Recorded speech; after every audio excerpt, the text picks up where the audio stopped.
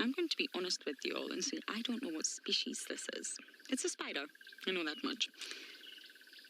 It looks a little bit like a bark spider, but it's very large, really, really large. It was feasting on something that doesn't look too delicious. Caught in the web. I don't actually know what it is. It looks like feces, but it can't be.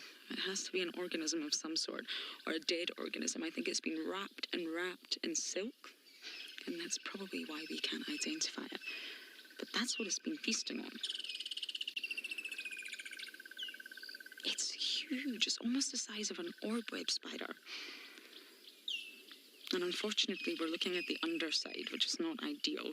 Makes it a little bit trickier to identify. And when it comes to males and females in spiders, I just spoke about the dragonfly, the barbed percher. It's not always easy, believe it or not. Sometimes the female completely sort of outsizes the male, but it's not always the case. So in order to do that, scientists... Oh, hello. Scientists have had to obviously look closely at the genitalia in order to properly say is this male or female. And a wonderful paper, I know it sounds a little bit crude, but they discovered that the female's genitalia was clogged. What I mean by clogged is there was lots of dirt, and I use that word very loosely, and, well, unidentifiable little bits inside her genitalia. So they didn't understand what was going on. Oh, did you see that? That spider just hit the toilet, live. If you've never seen a spider poop, you just did. It's not poop as we know it. It's very much liquid, in liquid form. That does not look yummy. But yes, on closer inspection, basically the dirt was actually male body parts. It's not dirt. It's not debris. It's not anything that's picked up from the natural environment. It's male body parts. And to be precise with you all, it's the very, very tip of their pedipalps. And what's a pedipalp? Well, spiders don't just have one sort of genitalia. They don't just have a penis. They actually have two. They have twin penises. Yes. And they can break off the tip of that and leave it inside the female genitalia. Now, I know that sounds, a little bit crude, but it's absolutely fascinating. Think about evolution. Think about sexual selection, the sort of divergence of the two sexes. And basically, male spiders, who sometimes don't even stand a chance, they're tiny, and they come across an extremely hangry female. Have you ever met hangry females? Have you, Davy? No. Well, it's not fun. Sometimes they will eat the male, even before he's had the chance to secure his own sort of bloodline. So in order to really secure his paternity, what they do is they leave their body parts inside. They break it off, out, and after copulation, once they've sort of, copulated, shall we say, he leaves it behind. And what he's trying to do is not a souvenir. It's not to say, hey girl, don't forget me. It's to block. It's to block other males. James Richard, good to hear your name, and you've confirmed this is a bark spider. Thank you so much. I think this is the largest bark spider that I've actually seen. Anyway, it's stunning. Look at those black and white banded legs. So yes, they call this plugging. And I know that sounds slightly strange, but it's actually scientifically called plugging. I'm not being vulgar. And it happens all across the animal kingdom, especially in insects and arachnids. But it's very, very popular among spiders. And one male's tip of his pedipalp will not be enough to sort of block her. But he's trying to make an attempt to stop other males being successful with this female. And this boils down to sperm competition.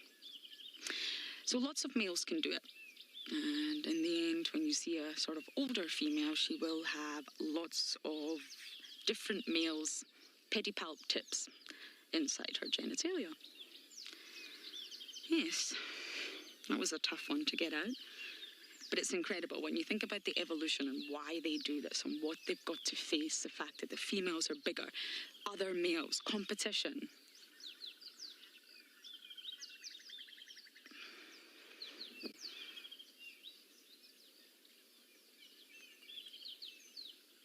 Alice, you like the black and white bands on the legs.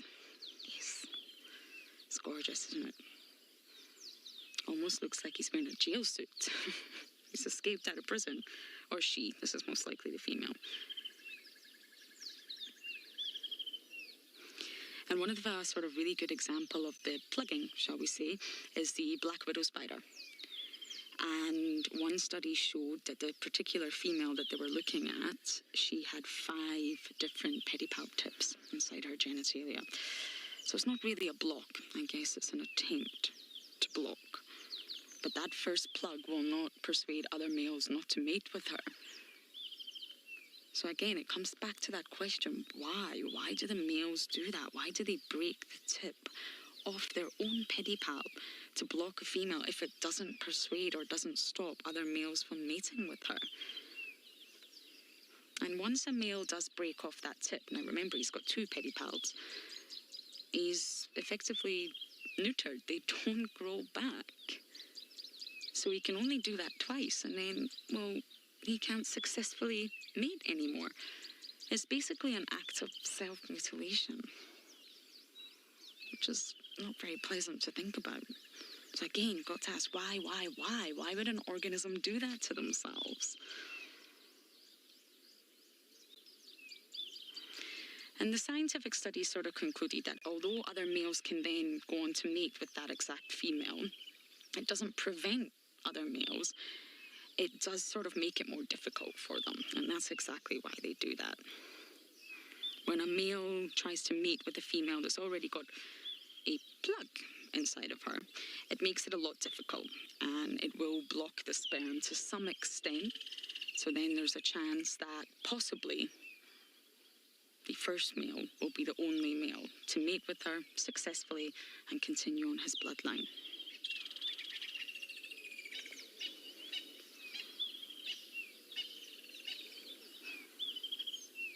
Slowly feasting.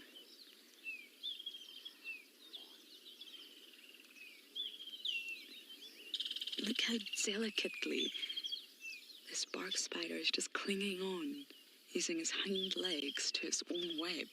That's how strong silk really is.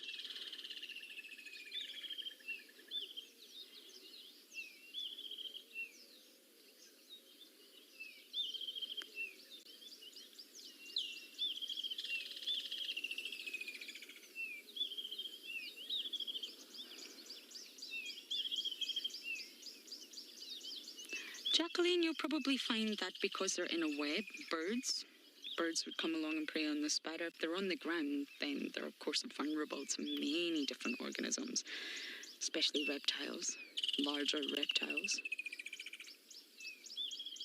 But I think birds would be your best bet. We actually got out the vehicle, and once you get out the vehicle, they can be a little bit skittish, believe it or not, and they'll immediately scuttle away to the safety of the trees.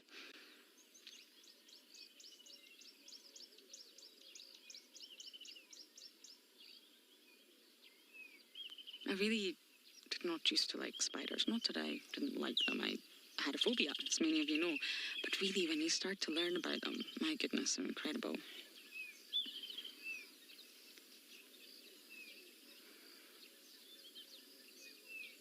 There's actually a great example of the Tidaran spider. I think I'm pronouncing that right. Tigarren. And they only have one pedipalp, not twin. And when they mate with the female, they completely break off. Oh.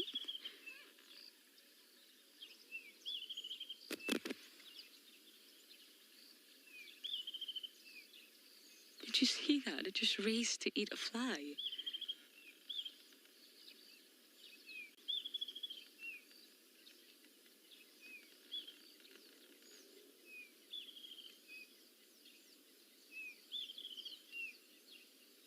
Wow.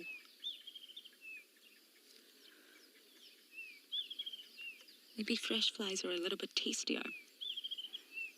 See how quickly they move. I know some of you won't enjoy watching this, but this is a particularly beautiful spider.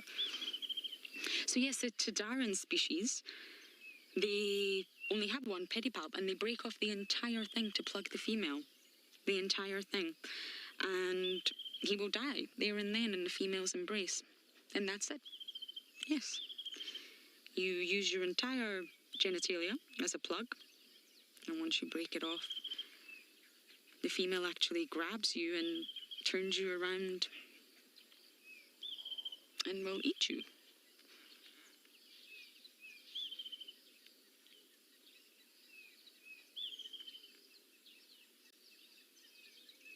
And apparently, even when he detaches his pedipalp, it can actually pump sperm for hours and hours later, even although it's no longer attached to the male's body. So she will be walking about with, well, yes, I don't know how to say that in a different way. But the animal kingdom for you. So the female's snacking on his body, and his pedipalp is continuing to provide her with sperm. Incredible. Okay, we're going to let this bark spider enjoy breakfast, and now we're going to send you across to Steve.